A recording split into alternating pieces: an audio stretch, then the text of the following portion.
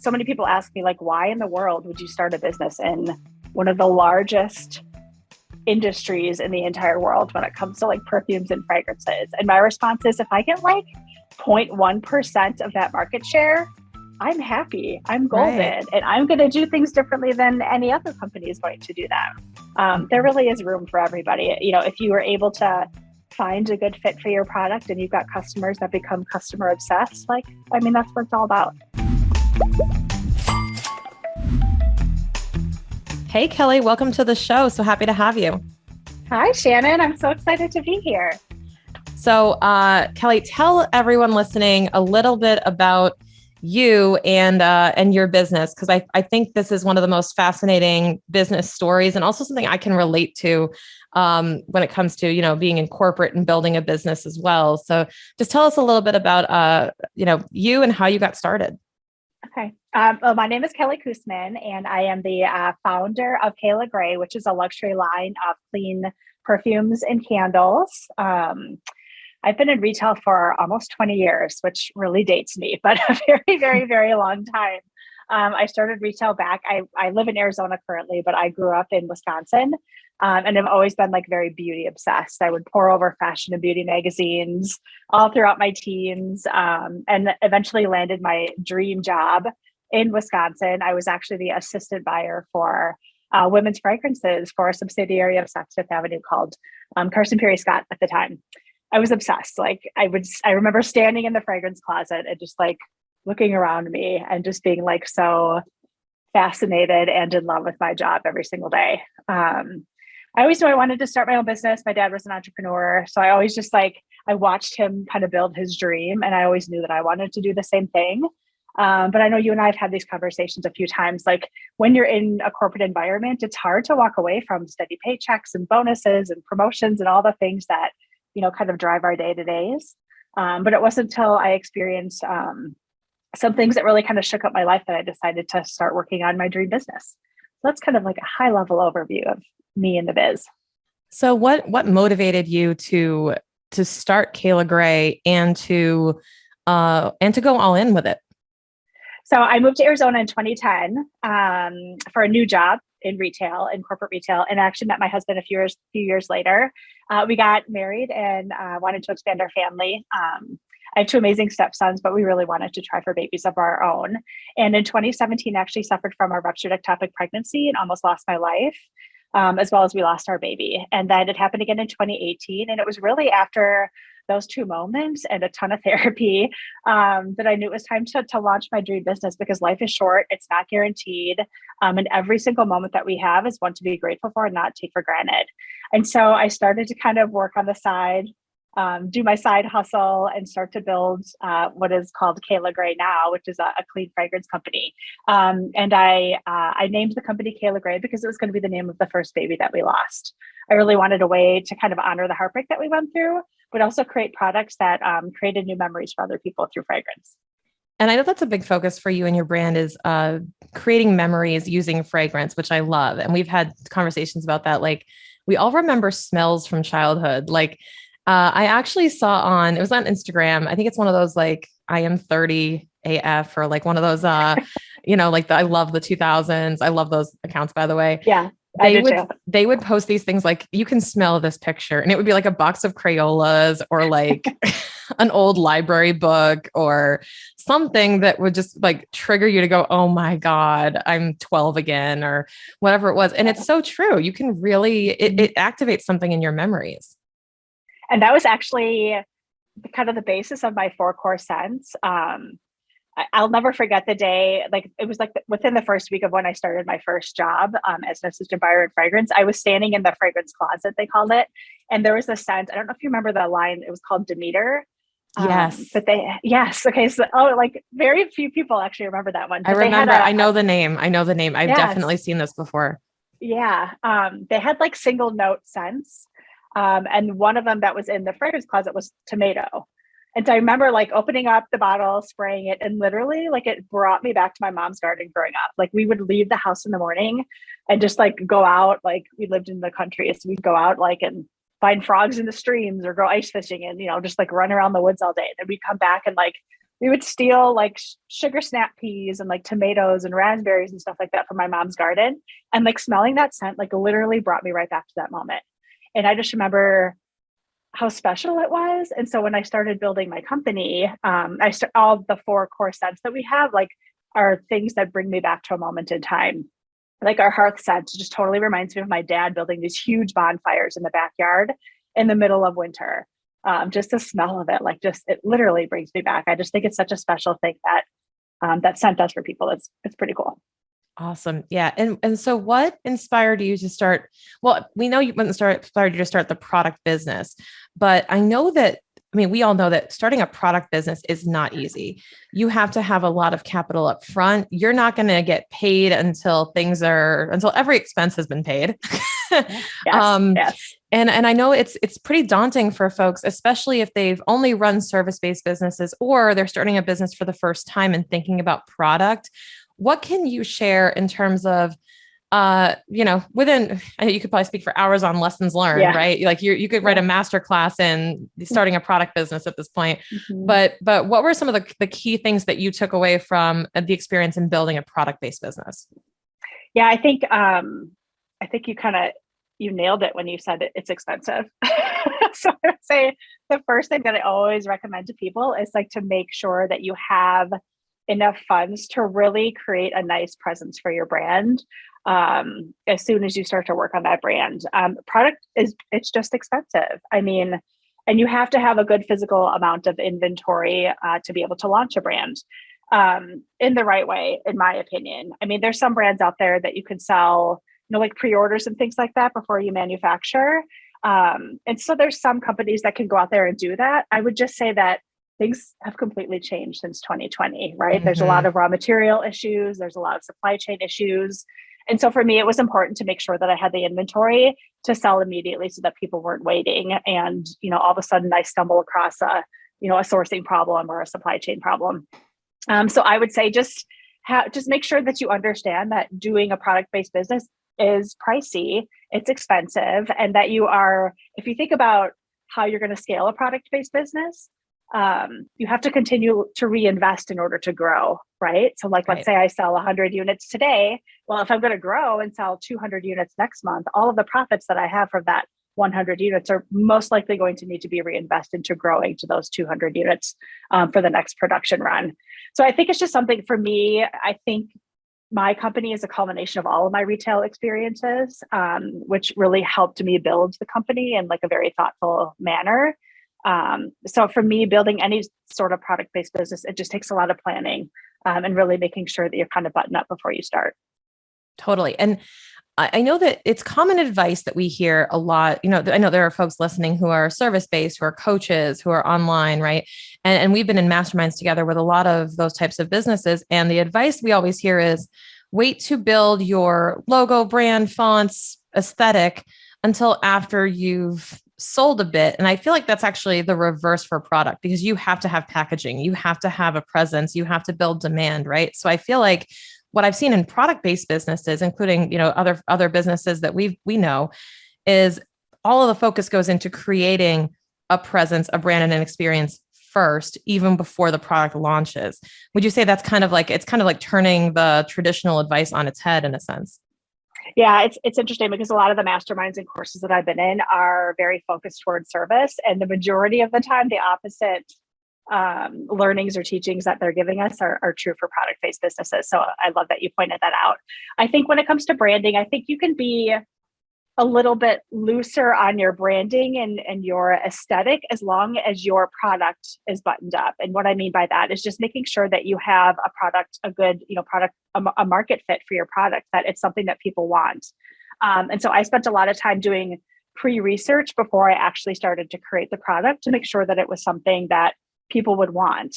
And then, to be super honest, my branding was a little bit looser. As you can see on the wall behind me, that my packaging right now is it's got a very masculine vibe to it. It's got a lot of pine trees. It's kind of forest. It had a lot of meaning to me.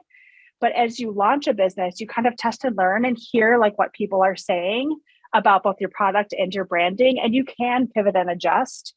even when it comes to a product-based business, based off of what customer feedback that you're getting. So like we're going through a rebrand right now to kind of broaden a little bit of our packaging to make it more of where kind of the brand is shifting and my avatar is leaning towards a little bit. So I would say it's kind of a mix. I would say like you want to make sure that your product has a good market fit to it, but your branding can be a little bit looser and you can pivot and adjust based off of the avatars and the people that you are seeing buy your product. Yeah. And what I'm hearing underneath that too is having a pulse on your target market, because without that, you're just kind of throwing darts blindfolded. You want to make sure that you're speaking to the right type of ideal client and that it's super clear, because even though it kind of looks effortless when we see a lot of product-based businesses advertise, it's very calculated. And I think way more goes into the intention behind that messaging than people think in terms of research and things like that. What types of things has Cayla Gray done to gather customer feedback and then reflect and implement, like what kind of triggered the rebrand and said, okay, it's time? So we do a ton of market research.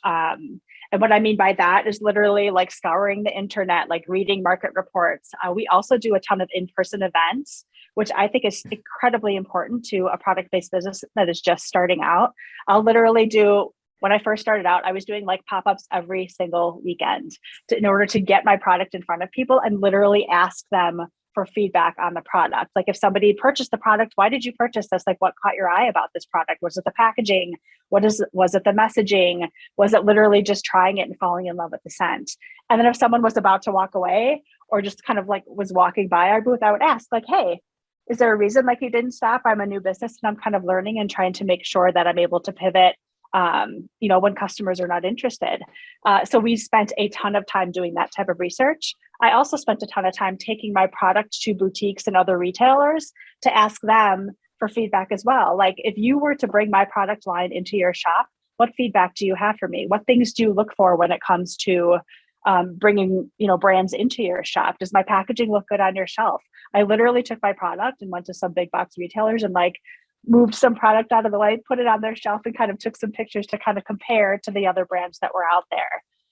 So we always do a ton of research. We do, email surveys, we do Instagram story surveys, just to get, feedback from our customers to understand what they want. Because I think the biggest thing that product-based businesses, the mistakes that they make is that they don't pivot quickly enough. But on the other hand of that, everybody's not going to be your customer. Right. And so if there's people that are just not in love with your product, that's okay.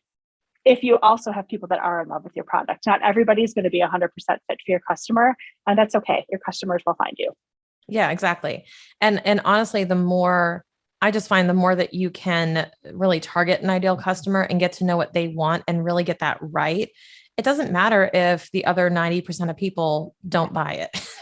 Exactly. Because they'll be repeat buyers, buy it as gifts, and you can run a very successful business with, a very clear and specific type of client.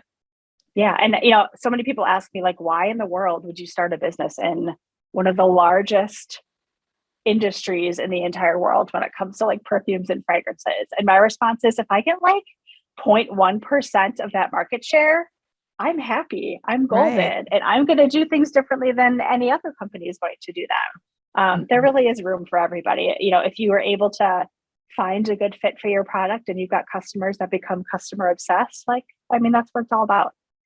So what's one area, Kelly, that you underestimated the time, effort, or work that went into a certain element of building a product business?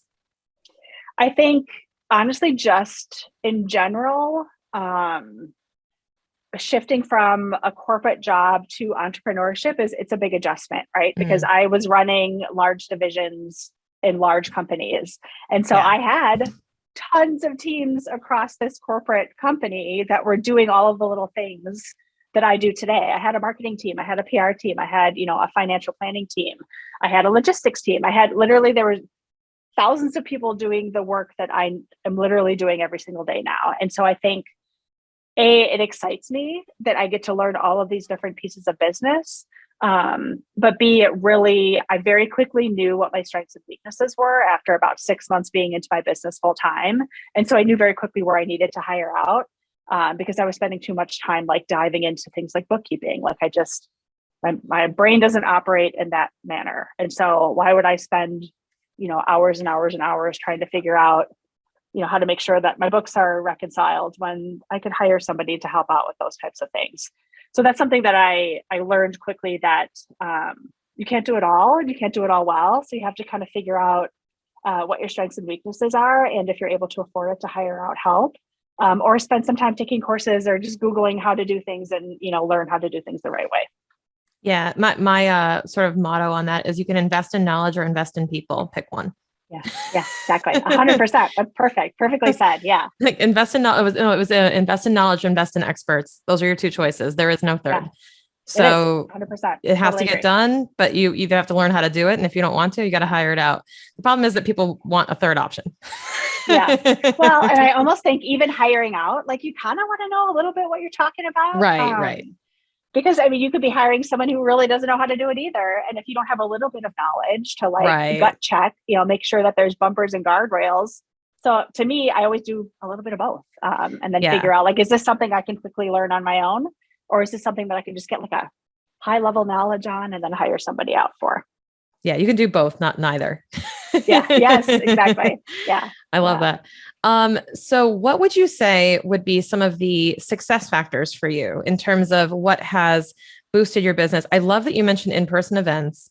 I know that you're part of different communities, networks, and masterminds. I think that's probably a factor as well that you expand on. But what other things have been just essential for Cayla Gray's growth and sustainability? Both of those really. So, well, the first I think is pivoting quickly. I think the more you sit in indecision, the longer time that you're giving yourself to lose money or to not make money. And so by being able to pivot quickly, for me, I spent the entire first year of my business testing and learning. I would test something for 90 days, learn from it, make an adjustment, move on to something else. If I wasn't testing and learning and pivoting quickly, my business could have easily failed. So that would be my number one thing, is learn how to pivot quickly and be okay if you make a mistake. Failure is a blessing and a lesson, right? So it's okay. It's okay to fail as long as you learn from it and pivot quickly to move on.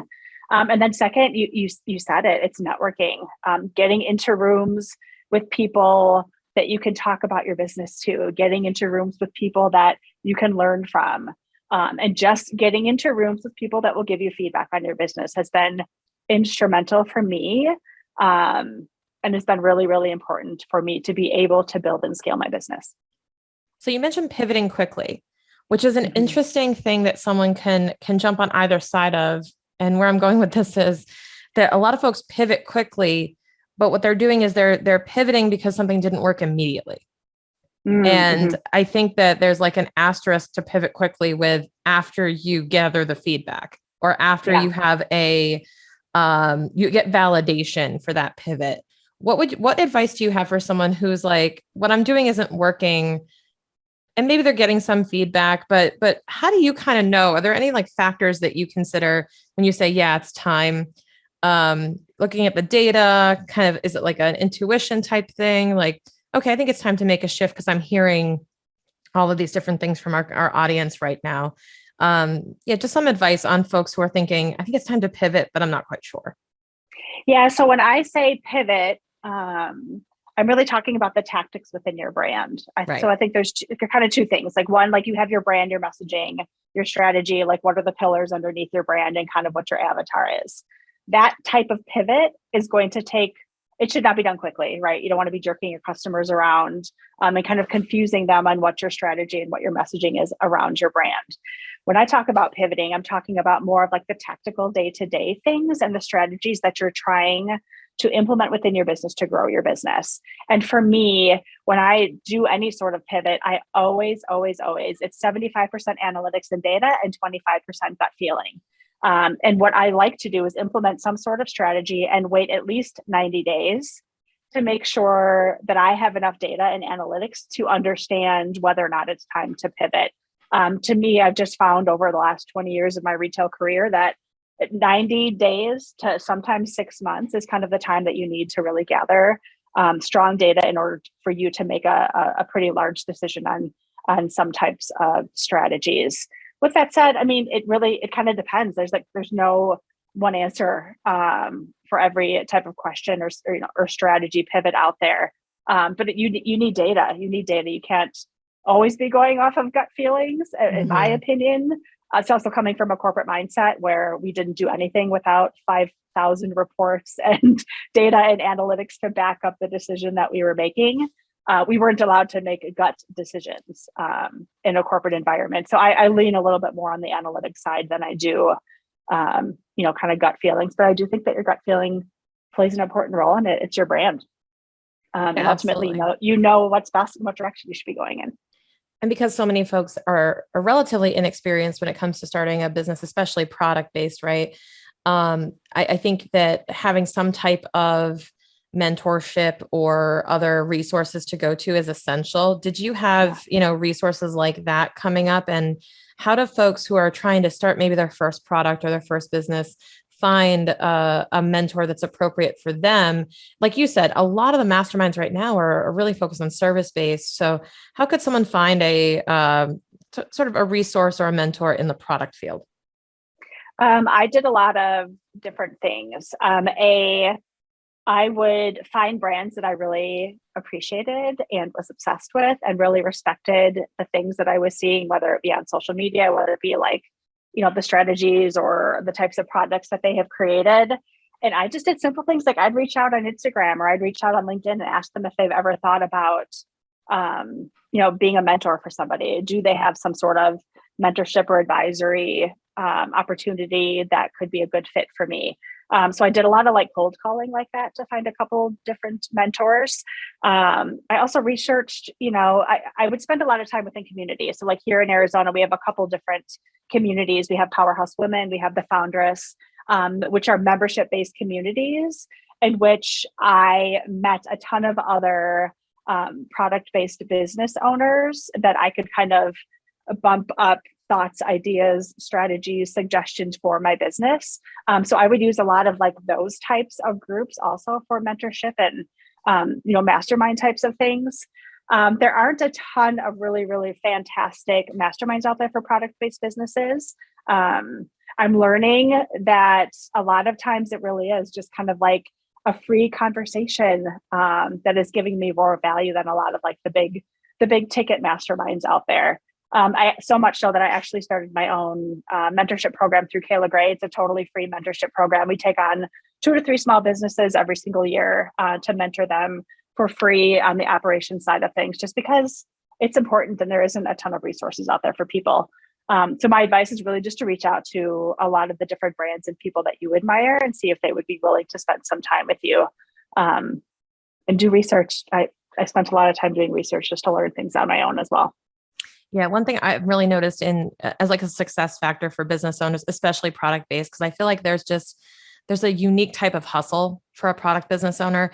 And one of the things I love, and you brought this out too, in what you just said, is the grit, perseverance, and frankly, nerve. I mean that in the best way, nerve to walk up to, right, to put your product on the shelf and take pictures, to go out in the DMs to this person who you're like, well, we'll see if they respond. Right. And actually just having kind of the guts to just go out and go do the thing and go ask the question and go say something. Because I think that if you wait around for someone to help you, it's going to take far, far, far longer. You have to be willing to do what Kelly's doing and reach out and take the action. I think fast action is absolutely crucial. Yeah, totally agree. I mean, the thing about products is that there's going to be customers that love your products. There's going to be customers that do not like your products at all. So you almost have to like get used to the failure and change the way failure is perceived, because it's not failure, it's feedback. Same thing with like, reaching out to a bunch of different people, because at some point you're going to be reaching out to a bunch of different boutiques and retailers, and 90% of the time you're going to get a no, but that 10% of the time, that's your bread and butter. Right. And so you just kind of have to get used to the no's and not take it so personally. It's, I don't know. I don't know if I've just been used to it for the last 20 years of my career, but I'm okay if someone tells me no. It's not, it doesn't bother me. because someone else is going to say yes. And that Yeah. yes is the thing that really pumps me up, gets me excited. And that's what I focus on, are those Yeah. yeses. No's are just like the way I was kind of taught and the way I've kind of trained myself to think of a no is just kind of that detour sign, like the road closed. Yes. And it's like, well, at least I didn't go down a rocky dirt path that led to nowhere. So Oh, now yeah. I have the blessing of a road sign telling me not to go here, and I can go take another road. Oh, Because I love that. the longer that I've been in business, more I've realized that everything I was told no to, if I ever said yes to that, or someone said yes to me, would have limited me immensely. It Oh, I almost mean, every one of yes. them. Mm-hmm. I It's mean, it's it's a no for a reason. It wasn't meant to be. yeah. And so, like, don't focus on it. Don't spend energy and time focusing on the no, because something else is going to come up. Like, it's just, that's just the way Mhm. the world works, you know? Yeah. Yep. I love that. Every minute focusing on the no is a minute you're not focused on the yes that's coming. Oh, So that's so good. you got to go for that. And it's really true. And it's so easy for me to say that. And it's so easy for people to roll their eyes hearing that. Yeah. And like, yeah, I know, but I was just rejected from something. I know. I've been rejected from everything. I've had events where people signed up and didn't show up. I have been, I've had like 0 launches. I've had all these things. I have failed time and time again. Don't get me wrong. Mm-hmm. But it's those things that give you the feedback. It's those things that make the next one better, and that make you better and more aware. I'm pretty sure if I just got yeses all the time, I would be a really crappy business owner. Well, and entrepreneurship is peaks and valleys. Like, it's a Exactly. roller coaster. And like, so I don't want to like dismiss the downs and that the downs are not hard. Like, Oh yeah. I have got some big downs, right? And I'm in it, and I'm in it. I honor the feelings through it, but then I got to let it go to keep going. Like, if I Right. sit in it, it's just one of those, it's an indecision moment where, like you said, you're wasting time. Like, you're wasting time because the yes is like the next thing around the corner that you want to be prepared and ready for.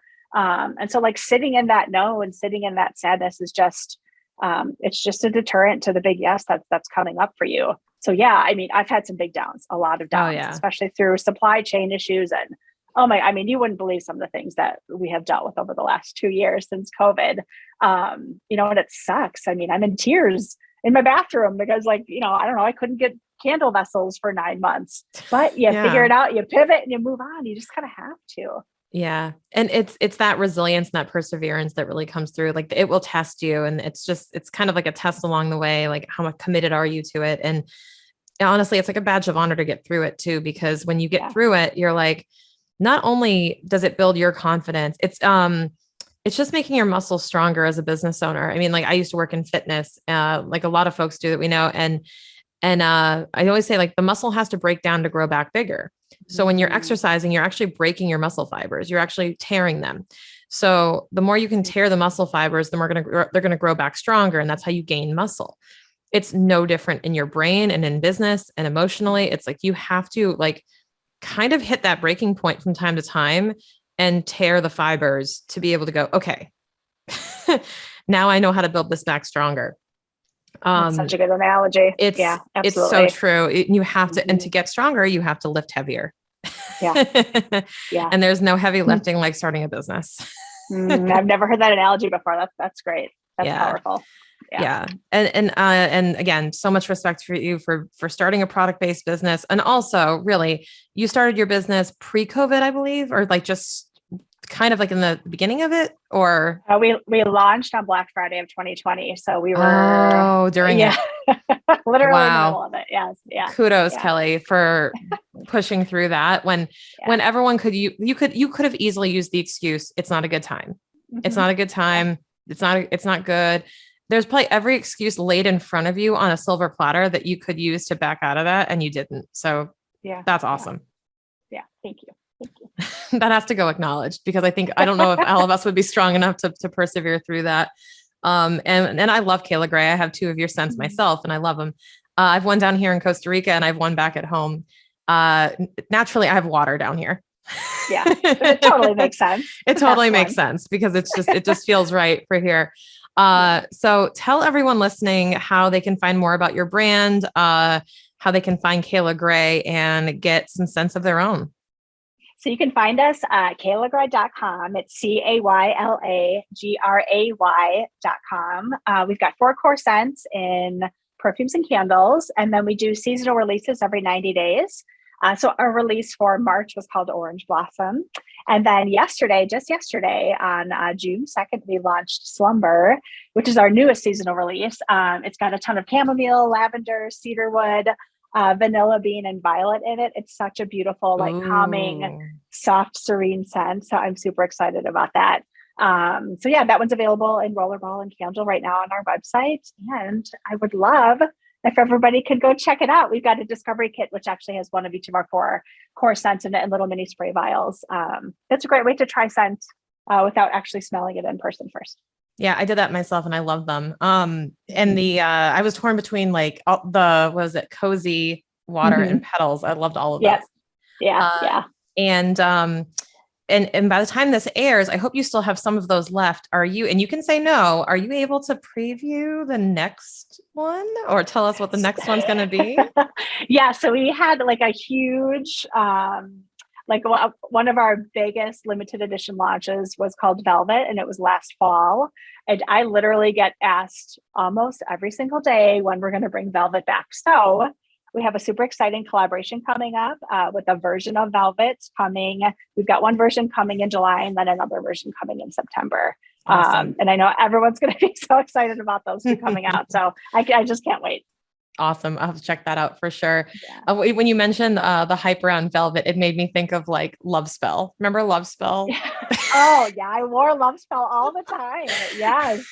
I went from like, you knew how old you were. Like you went from Cucumber Melon to Love Spell. And it felt so elevated. I know you were a woman. That was your, that was the scent in every high school gym locker room. It was like spraying Love Spell everywhere. And again, this is memories, right? Memories. Yes. So when you said like everyone wants Velvet, I'm just thinking, Velvet's the new Love Spell. There's your next branding. Or do you remember Exotic Bouquet? That was another one. That was big in our high school. Yeah. Oh my God. Totally. So thank you, Kelly, so much for being on the show. I know that people got so much out of this. And I know that a lot of folks are trying to start product-based businesses and maybe even pivot from service to product. And I think this gives them a lot of good advice on how to get started and what to think about.